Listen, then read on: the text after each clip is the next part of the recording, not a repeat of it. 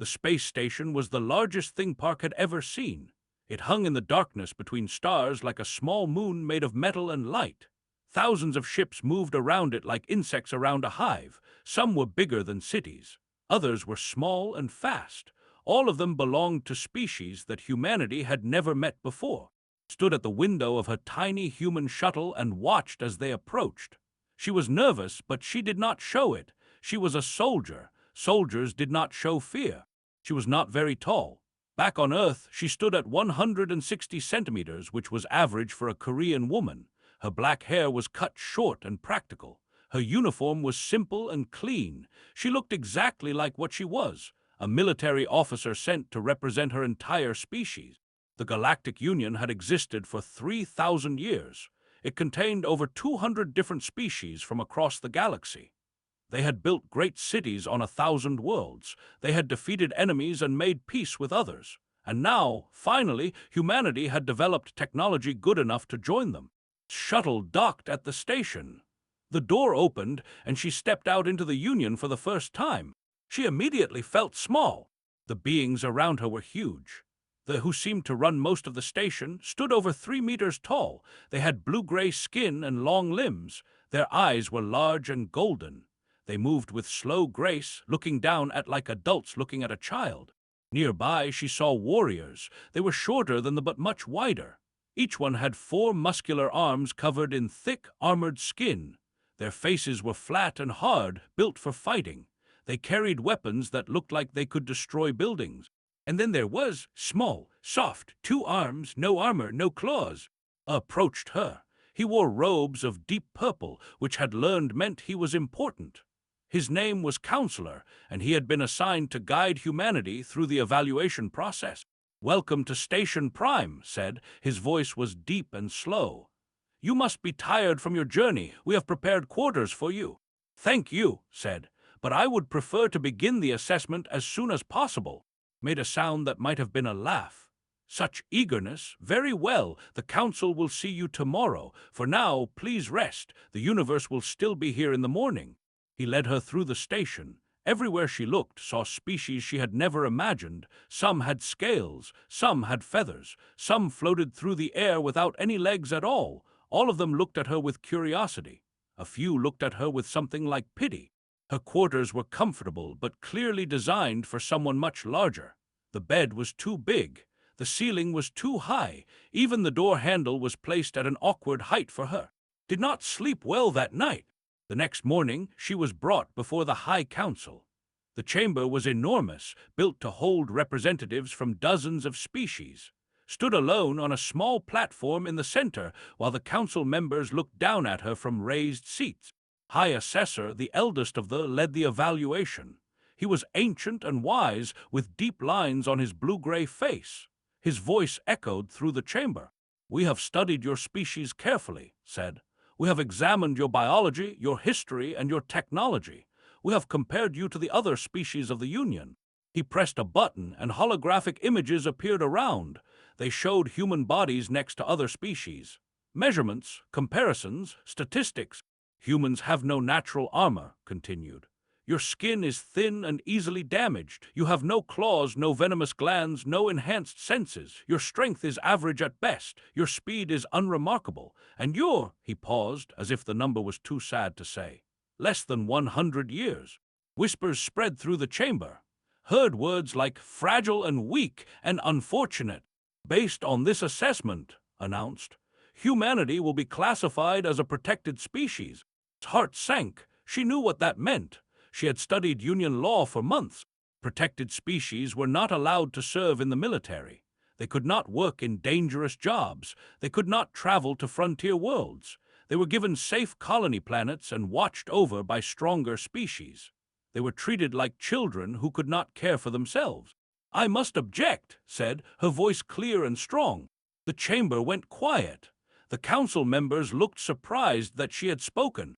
"Your objection is noted," said gently. "But the data is clear. We do not make this decision to insult you. We make it to protect you. The galaxy is dangerous. There are enemies who would destroy your people in days. It is our duty to keep you safe." "We do not need protection," said. Humans have been fighting for thousands of years. We have survived ice ages, plagues, and wars. We are stronger than we look." Made a soft sound of sympathy. "All young species believe this. In time, you will understand. The Union will care for you. You will be safe." Counselor stepped forward. "I will personally oversee humanity's integration," he said. "Lieutenant Park will remain as your liaison. We will find a suitable world for your colonies. Everything will be arranged."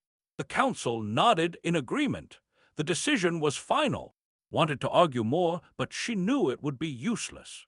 These beings had made up their minds. They saw humans as weak creatures who needed to be protected from the harsh reality of the universe. They did not understand. That night contacted Earth using a secure communication channel. General appeared on her screen. He was an older man with gray hair and sharp eyes. He had fought in 3 wars and led thousands of soldiers. He was the toughest person knew. "I saw the Council's decision," he said. "Protected species, they think we're helpless." "I tried to argue," said. "They wouldn't listen." "They never do." His face was calm. "Don't worry, Lieutenant. This isn't a setback, it's an opportunity." "An opportunity?" "They've underestimated us," said. "They looked at our bodies and saw weakness. They didn't look at our history. They didn't look at our hearts. When the time comes, they'll learn the truth. And until then, you watch, you learn, you wait." He smiled, but there was something hard in his eyes. "Humans have been underestimated before. It never ends well for those who make that mistake." Nodded. She understood. The Galactic Union thought they knew what humans were. They thought they had measured humanity and found it lacking. They were wrong. And one day, they would discover just how wrong they were. 3 months had passed since the Council's decision. Park now lived on a small observation post on a world called Seven. It was a cold, rocky planet at the edge of Union space. Nothing important ever happened here. That was exactly why they had sent her. The assignment was supposed to be a gift. A safe job for the fragile human. No danger, no stress. Just endless days of watching sensors and writing reports that nobody would ever read. Hated it. The station was old and small. It had been built 50 years ago and never updated. The walls were gray metal. The lights flickered sometimes. The heating system made strange noises at night. About 20 beings lived and worked here from 6 different species. The station commander was unnamed. He was old, even by standards, and he walked slowly with a slight limp. He had been sent to Seven because the Union wanted to give him an easy job before retirement. He treated with kindness, but also with the same gentle pity she had seen on Station Prime. "You should not push yourself so hard," told her one morning. He had found her running laps around the station's outer corridor. She was covered in sweat, breathing hard, but still moving. "Your body is not built for such exercise." Did not stop running. "My body is fine," she said between breaths. "The medical reports say humans tire easily. You should rest more." "The medical reports are wrong." Shook his head sadly and walked away. He meant well. They all meant well, but none of them understood. The warriors were worse. There were 4 of them on the station, led by a young male named. They were a warrior species. They had thick, armored skin and 4 powerful arms. They trained constantly, fighting each other in the station's small exercise room. Asked to train with them once. Laughed in her face. "You," he said, "fight me." He flexed all 4 of his arms. Each one was thicker than his entire body. "I would kill you by accident. 1 hit, and you would break into pieces." "I'm not asking you to hit me," said calmly. "I'm asking to train, to practice." "There is nothing I could teach you that would matter," said. "You are human. You are soft. When the Scourge come, you will hide with the technicians while we do the real fighting." The other laughed, felt her face grow hot with anger, but she kept her voice steady. "I hope you're right," she said. "I hope you're strong enough to protect everyone when the time comes." She walked away before could respond. Behind her, she heard him mutter something in his own language. The other laughed again. Went to the exercise room late at night when everyone else was sleeping. She practiced alone, punches, kicks, blocks, movements she had learned in years of training on Earth. She worked until her muscles burned and her hands ached. Then she worked some more. She would not let them be right about her. There was one person on the station who treated differently. Her name was Lyra, and she was There were small beings with hard shells and many legs. They looked something like Earth insects, but they were intelligent and kind. Lyra worked as the station's communication officer. "You are very strange," Lyra said one day. She was watching do push-ups in the corridor outside the communication room. "Thank you," said without stopping. "I mean it as a compliment. Most protected species accept their role. They stay safe. They do not fight or train or push themselves, but you act like a warrior species." Finished her set and sat up. "Humans don't divide ourselves into warrior species and protected species," she said. "Any of us can be a fighter, we just have to choose it." Lyra's antennae moved in a way that meant curiosity. "Is that true? Any human can fight?" "Any human can learn to fight. Whether they're good at it depends on how hard they work." "Fascinating." Lyra moved closer on her many legs. "Tell me about your world. Tell me about your wars." Over the following weeks, she told Lyra about Earth's history, about the battles and conflicts that had shaped humanity, about warriors who had fought against impossible odds and won, about soldiers who had sacrificed everything for their people. Lyra listened with growing amazement. "So much violence," she said, "so much death. How did your species survive?" "By fighting harder than anything that tried to destroy us," said simply. Lyra also told about the Union's greatest enemy, the Scourge. They were a hive-minded species from the dark space between galaxies. They did not negotiate. They did not trade. They only consumed. For 300 years, the Union had been fighting them, losing ground slowly, giving up world after world. "Have you ever seen them?" asked. "No," Lyra said, her antennae flattened against her head in fear. "And I hope I never do. No one fights the Scourge and survives. When they come, we detect them. We report them. We run. Fighting is for the warrior fleets far from here." "What if they come here?" Lyra made a clicking sound that meant discomfort. "They will not. This sector has never been attacked. We are too far from the front lines." Nodded, but she did not feel comfortable. She had learned long ago that the places that seemed safest were often the places where danger struck first. The days passed slowly on 7, checked sensors in the morning. She wrote reports in the afternoon. She trained alone at night. The station's routine never changed. Until one night, it did. Was alone in the sensor room. It was late, and most of the station was asleep. She was watching the screens with tired eyes, expecting nothing, when one of the sensors beeped. She sat up straight. Her fingers moved across the controls, checking the reading. There was something out there, a ship moving fast toward the planet. For a moment, thought it might be a Union vessel, maybe a supply ship or a patrol. But as she studied the sensor data, her blood turned cold. The ship's energy signature was wrong. It didn't match any Union design. It was dark and strange, broadcasting on frequencies that made the sensors crackle with static. She had never seen a Scourge ship before, but she knew without doubt what she was looking at. They were coming, and they would arrive in less than 20 minutes. Hit the emergency alarm. Red lights flashed across the station. Sirens screamed through the corridors. Beings who had been sleeping peacefully were suddenly running, shouting, trying to understand what was happening. Commander reached the sensor room first. He looked at the data, and his golden eyes went wide. "Impossible," he whispered. "The Scourge have never come this far. The sector is supposed to be safe." "It's not safe anymore," said. "How fast can we evacuate?" Was already moving, giving orders. "The transport ship needs 40 minutes to power up its jump drive. We have to get everyone aboard now." But had checked the calculations. The Scourge would arrive in 20 minutes, and Scourge ships were not known for their patience. They were not going to make it. Not unless someone bought them time.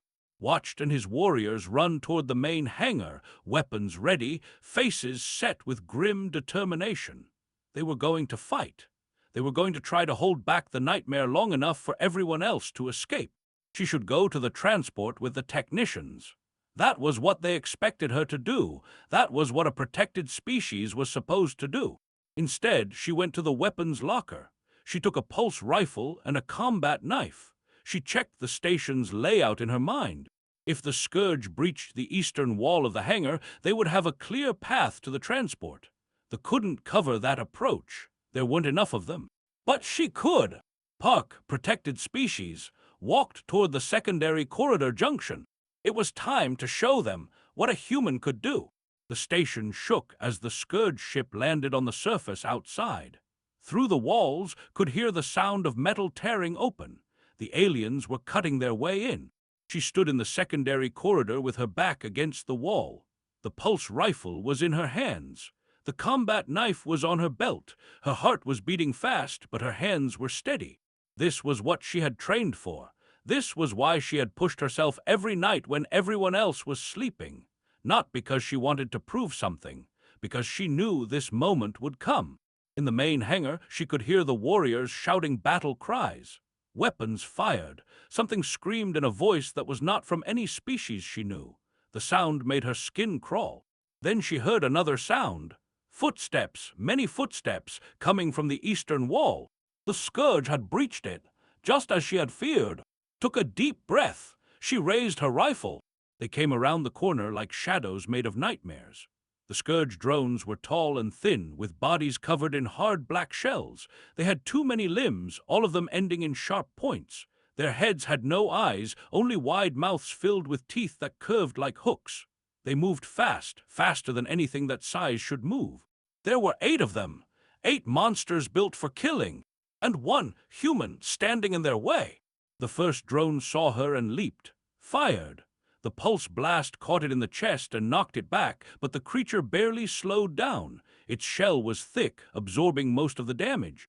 Did not panic. She had expected this. The information files said Scourge drones were resistant to pulse weapons. They required multiple hits to kill. So she hit them multiple times. She fired again and again, aiming for the same spots, wearing down the shells. 1 drone fell, then another. But the remaining 6 were closing in fast, and her rifle was running low on power. She dropped the rifle and drew her knife. The corridor was narrow. That was good. It meant the drones could not surround her. They could only come at her 2 or 3 at a time. In open space, she would have died in seconds. Here, she had a chance. The first drone reached her. It swung a bladed limb at her head, ducked under it, and drove her knife up into the creature's throat. The blade found a gap in the shell, sinking deep. The drone made a horrible gurgling sound and fell. Another one was already attacking. Twisted aside, feeling the rush of air as a claw missed her face by centimeters. She kicked the creature's leg, making it stumble, then stabbed down into its back. Her shoulder exploded with pain. One of the drones had caught her with the edge of its claw. Blood poured down her arm. The wound was deep. A human would have screamed. A human would have fallen. A human would have died. Did none of these things. Something happened inside her body, something that humans had developed over millions of years of evolution. Her heart pumped faster. Chemicals flooded her bloodstream. The pain became distant, like something happening to someone else. Her vision sharpened. Her muscles filled with energy they should not have had. It was called adrenaline. Other species had similar responses, but none quite like this. The human body could push beyond its normal limits when survival demanded it. It would pay the price later, but for now it became something more. Kept fighting. She moved like water, flowing around attacks that should have killed her. She struck like fire, finding weak points in shells that seemed unbreakable. She refused to fall, refused to stop, refused to die. Time lost meaning. There was only the next attack, the next dodge, the next strike. Blood ran down her arm. More blood soaked her leg where another claw had found her. She could not feel the wounds. She could only feel the fight. 1 drone left. It was the biggest of them, and it had learned from watching the others die. It circled her carefully, looking for an opening. Was breathing hard. Her body was failing her. The adrenaline could only do so much. Soon, very soon, she would collapse. She had 1 chance. She pretended to stumble, letting her injured leg give way. The drone saw weakness and lunged forward, jaws opening wide to bite. Threw herself sideways, rolled across the floor, and came up behind the creature. Her knife found the back of its neck, the one spot where the shell was thin enough to pierce. The drone fell. Silence! Stood in the corridor, surrounded by 8 dead Scourge drones. Her uniform was torn and soaked with blood, both hers and theirs. Her knife dripped black liquid. Her whole body was shaking. She had won. The realization hit her slowly. She had fought 8 Scourge drones in close combat and survived. She, a human, a member of a protected species, had done what the Union thought was impossible. Heavy footsteps echoed from down the corridor. Raised her knife, ready to fight again, but it was not more Scourge. It was. The warrior stopped dead when he saw the scene before him. His 4 eyes moved from to the dead drones and back again. His mouth opened, but no sound came out. "Impossible," he finally whispered. It was the same word had used, the only word that made sense anymore. "We should check on the others," said. Her voice sounded strange to her own ears, thin and distant. She took 2 steps forward. The world tilted sideways. The floor rushed up to meet her. She was vaguely aware of catching her before she hit the ground, his 4 arms surprisingly gentle for someone so strong. "Medical team," he was shouting. "Medical team to Corridor 7 now!" Tried to stay awake, but the adrenaline was fading and the pain was coming back. Everything hurt. Everything was dark and spinning. She heard voices around her. Lyra's clicking sounds of distress, giving orders. Other species she couldn't identify, all of them talking at once. Someone lifted her onto something soft. A medical bed, maybe. Hands pressed against her wounds. Something cold and sharp entered her arm, probably medicine. "How is this possible?" someone asked. "The data said humans were fragile." "The data was wrong," another voice replied. It sounded like, but his tone was different, almost respectful. "Very, very wrong." Wanted to say something. She wanted to explain that this was what humans did, that they had been doing it for thousands of years, that their soft bodies and short lives had forced them to become harder inside, to develop the will to survive anything. But she could not form the words. The darkness was too heavy, she let it take her. The last thing she heard before losing consciousness was the station's alarm-changing tone. The evacuation was complete. Everyone had made it to the transport. Everyone was safe. She had done it. When word reached the Union's central worlds about what had happened on 7, no one believed it at first. A single human had killed 8 Scourge drones in close combat. The story sounded like fiction, like something from the old legends that species told their children. But there were witnesses, and his warriors confirmed every detail. The medical records showed wounds, proof of the battle she had survived. The security cameras had captured everything. A human, classified as protected, had done what veteran warriors feared to attempt. The galaxy would never look at humanity the same way again. And in a hospital bed on a Union medical station, Park slept and healed. Her body was already beginning to repair itself, faster than the doctors had expected, faster than should have been possible. She did not know it yet, but she had just changed everything. Woke up in a white room. The ceiling was high above her. The air smelled like medicine. Machines beeped softly beside her bed. She was alive. That surprised her. A doctor stood nearby, studying a display screen. When he noticed she was awake, his golden eyes went wide. "You should not be conscious yet," he said. "Your injuries were severe. Most species would need at least 10 days to wake up. You have been asleep for only 3. Tried to sit up. Pain shot through her shoulder and leg, but it was manageable. Distant. Her body had already started healing itself." "Where am I?" she asked. "Union Medical Station 12. You were transported here after the incident on 7. The doctor paused. "There are many beings who wish to speak with you, Lieutenant Park. You have become quite famous." Famous was not the word would have chosen. But as the hours passed, she began to understand what the doctor meant. Visitors came constantly. Officers from a dozen species wanted to ask questions. Reporters wanted to record her story. Warriors wanted to see the human who had killed 8 Scourge drones with a knife. Answered their questions as best she could, but she was tired and confused. She had done what any soldier would do. She had fought to protect her people. Why was everyone treating her like she had performed a miracle? On the 5th day, real visitors arrived. General walked into her hospital room, followed by 2 other humans. Captain Han was a tall woman with calm eyes who carried herself like someone who had read every book ever written. Doctor was younger, with quick movements and an excited energy that reminded of Lyra. "General," said, trying to salute from her bed. "At ease, Lieutenant," smiled, but his eyes were serious. You've done enough. The entire Union is talking about what happened on 7. I just did my job, sir. You did far more than that. He sat down beside her bed. The High Council has requested a meeting. They want an explanation for what you did. They're saying the data on humans was, they think we lied to them. Felt anger rise in her chest. We didn't lie about anything. I know, that's why we're here. It's time to show them what they missed. 2 days later, stood before the High Council once again.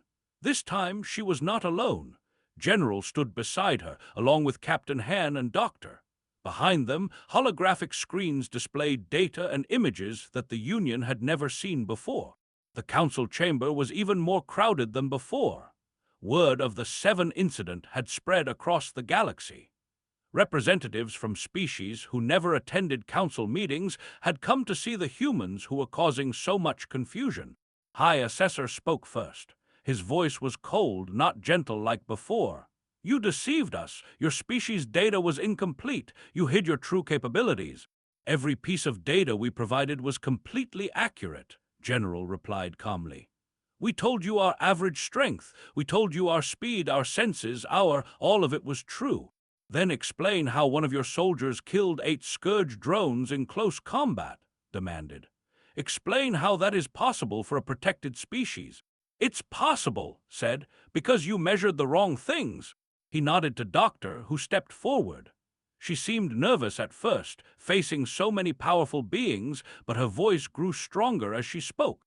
When you assessed humanity, you focused on our physical characteristics, our muscle density, our bone structure, our sensory range. You compared us to other species and found us average or below average in most categories. This was accurate.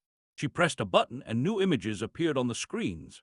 But you missed several crucial factors. First, humans are persistent predators. Our ancient ancestors did not chase prey and catch it quickly like most predators. Instead, we followed it for hours, sometimes for days. We walked and ran until our prey collapsed from exhaustion, unable to continue.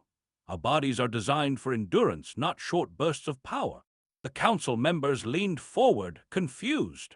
This was not how predators usually worked. Second, continued, humans have an advanced chemical response to danger. We call it the fight-or-flight response, but it's more than that.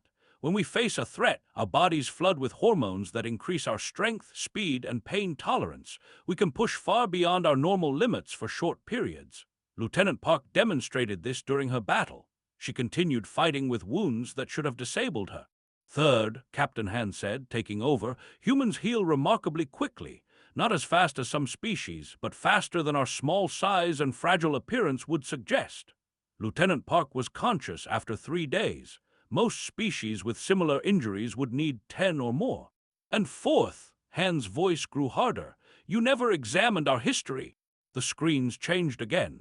Images appeared of human wars, ancient battles with swords and shields, modern conflicts with guns and bombs, cities burning, armies clashing. The endless parade of violence that had shaped humanity since its first days. Humans have been at war with each other for our entire existence, Han said. We have fought over land, over resources, over ideas, over nothing at all. Every generation has known conflict. Every culture has developed ways to fight. We have created thousands of different combat techniques, strategies, and weapons. War is not something that happens to us. It is part of who we are. The council chamber was silent. The screens showed image after image of human warfare, soldiers in trenches, ships at sea, aircraft in the sky, missiles streaking across continents. You looked at our bodies and saw weakness, General said, stepping forward. You didn't look at our minds. You didn't see 10,000 years of learning how to kill and how to survive. Every war taught us something. Every defeat made us more dangerous. Every victory showed us new ways to win. He faced the council directly. You've been fighting the Scourge for 300 years, defensive battles, strategic retreats, acceptable losses. You've been losing slowly, giving up ground, waiting for a miracle. He paused. We've been watching, and we have ideas. High Assessor's expression had changed. The anger was gone, replaced by something like fear, or maybe hope. What kind of ideas? He asked quietly. Smiled. It was not a friendly smile. It was the smile of a predator that had been underestimated one too many times. The kind that end wars. In the days that followed, everything changed. Humanity's classification was revised from protected species to full partner. Human military advisors were invited to study Union strategy and tactics. Human scientists began working with Union engineers on new weapons and defenses. Was promoted to commander and assigned to the Joint Military Committee. She worked alongside who had traveled to Station Prime specifically to request the assignment. The warrior who had once laughed at her now treated her with deep respect. "I have thought about what happened on 7, told her one day. "I have tried to understand how you survived." "I was lucky," said. No, shook his large head. "I have fought Scourge drones. I know how fast they are, how deadly. You should have died in seconds. Instead, you killed them all." He looked at her with all 4 eyes. "You fought like something more than your body should allow. You fought with your soul." Did not know how to respond to that. "My people are warriors," continued. "We are born strong. We are trained from childhood, but we fight with what we have. You humans fight with what you need. You become whatever is necessary to survive." He made a sound that was almost like admiration. "That is more frightening than any natural weapon." Counselor apologized to her personally. The who had once treated her like a fragile child now spoke to her as an equal. "We were wrong," he admitted. "We measured your species and saw limitations. We should have looked deeper. We should have seen the fire inside you." "You couldn't have known," said. "We're good at hiding our true nature. It's one of our survival skills." Looked at her with his golden eyes. "I think I am beginning to understand that." The galaxy was changing. Humanity was no longer the weak newcomers who needed protection. They were something else now, something that made the old species nervous and the young species hopeful. General had promised ideas that would end the war against the Scourge. It was time to show the Union what those ideas looked like. 1 year had passed since the battle on 7. 1 year of preparation, training, and planning. 1 year of humanity teaching the Galactic Union how to fight. Now the Scourge had come in greater numbers than ever before. Their main hive fleet pushed deep into Union space, destroying everything in its path. 12 worlds had already fallen. Millions of beings were dead or consumed. The Union's warrior fleets had been broken in a dozen battles. The High Council was meeting in emergency session, debating whether to evacuate entire sectors of the galaxy. Fear had spread through the Union like a disease. For the first time in 3,000 years, beings talked about the end of everything. And then the human fleet arrived. It was small compared to the great Union armadas, only 40 ships, but they were different from anything the galaxy had seen before. Their hulls were dark and angular, their weapons were hidden. They moved in formation with perfect precision. Admiral No commanded the fleet from his flagship, the Defiance. He was an older man with white hair and a face carved by decades of command. He had fought in wars on Earth, wars in space, wars that had never made the history books. He knew battle like a fish knows water. Commander Park served as his tactical officer. She stood beside him on the bridge, watching the sensor displays that showed the Scourge fleet ahead. Thousands of enemy ships clustered around a world called Prime. They were feeding, consuming, growing stronger. The Union's remaining admirals appeared on the communication screens. They were frightened, could see it in their eyes, hear it in their voices. "We must engage in standard formation," said Admiral, the fleet commander. "Draw them away from the planet. Buy time for evacuation." "No," Admiral No said calmly. Silence on the channel. No one had ever refused a Union admiral so directly. "The standard approach has been failing for 300 years, No continued. "You engage the Scourge head-on, they absorb your attacks and wear you down. You retreat, they advance. This cycle has repeated endlessly. Today we break it." "What do you propose?" another admiral asked. No smiled slightly. "We propose to lie." The battle began with what appeared to be a terrible mistake. The Defiance and 5 escort ships broke formation and charged directly at the center of the Scourge fleet. It looked suicidal. It looked exactly like what the Scourge expected from desperate prey. The hive mind controlling the Scourge responded instantly. Their ships moved to surround and crush the foolish attackers. The formation tightened, concentrating thousands of vessels in one area. Exactly where Admiral No wanted them. "No," he said. The 6 charging ships were not what they appeared to be. They were converted cargo vessels with skeleton crews, loaded with explosives and equipped with remote controls. At No's command, their crews transported to safety, and the ships continued forward on automatic pilot. They reached the center of the Scourge formation and detonated. The explosion was massive. Hundreds of Scourge ships were destroyed instantly. Hundreds more were damaged. The tightly packed formation became chaos. And then the real attack began. The remaining 34 human ships struck from 3 directions at once. They hit the scattered Scourge with weapons that had been designed specifically for this enemy. Pulse cannons modified to penetrate Scourge hull armor, missiles that sought out command ships, electronic warfare systems that disrupted the hive mind's communication. The Union fleets followed, attacking from a 4th direction. For the first time, they were not fighting alone. They were part of a coordinated plan, hitting the enemy exactly where the humans told them to strike.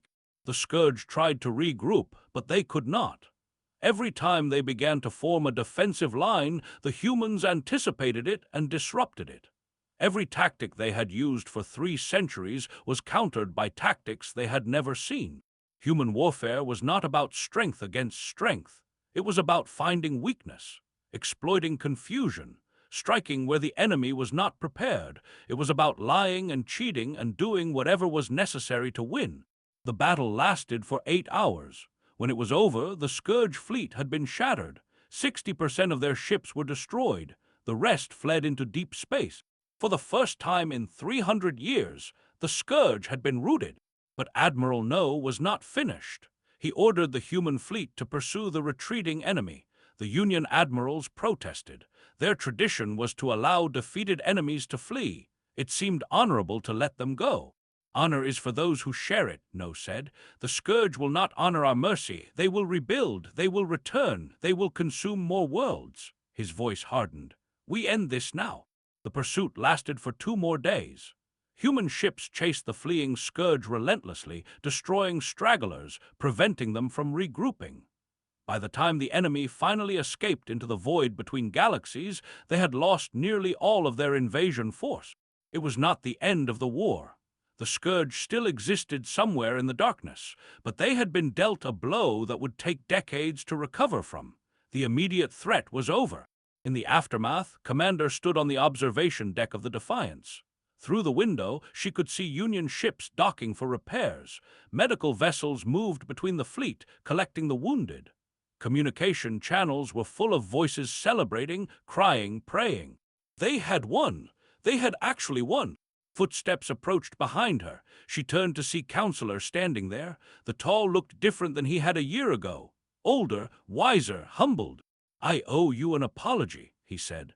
When humanity first arrived, I thought I was protecting you. I thought the Union knew best. I did not understand what you truly were. Nodded slowly. You weren't entirely wrong. Individually, we are weak. We're small. We're fragile. We live such short lives. Compared to most species, we have almost nothing. She turned back to the stars. But that's exactly why we're dangerous. We've always had to be clever. We've always had to be determined. We've always had to fight harder than anything else just to survive. That struggle made us who we are. I think I understand now, said. You've been fighting the Scourge for 300 years, continued. We've been fighting everything, including each other, for 300,000. War is not new to us. Suffering is not new to us. Facing impossible odds and refusing to surrender is what we do. She paused, remembering 7. Remembering the 8 Scourge drones and the narrow corridor and the knife in her hand. Remembering the moment when she should have died and chose not to. Every species in the Union has something that makes them special, she said. They have their wisdom, they have their strength, they have their skill with technology. Humans don't have any of that. We're not the strongest or the most advanced. Then what do you have? Smiled. We have will, we have stubbornness. We have the ability to look at something impossible and decide to do it anyway. We break when we should and then we get back up. We die when we should and somehow we don't. Was quiet for a long moment. And when this war is truly over, what then? Then we find out what else is out there, said. The galaxy is vast. There are threats we haven't discovered yet, enemies we haven't met. When they come, we'll fight them too. You sound almost eager. Not eager, ready, turned to face him. The Union protected us when they thought we were weak. They gave us a chance to prove ourselves. We won't forget that. Whatever comes next, humanity will stand with the Union. We'll fight beside you. We'll die beside you if we have to. She looked back at the stars, at the infinite darkness filled with infinite possibilities and infinite dangers. That's what humans do. We fight, we adapt, we survive, and we never ever give up. Placed one of his long hands on her shoulder. It was a gesture of respect, of partnership, of something that felt like family. Then, perhaps, he said slowly, the galaxy is in better hands than I ever imagined. Together, they watched the stars.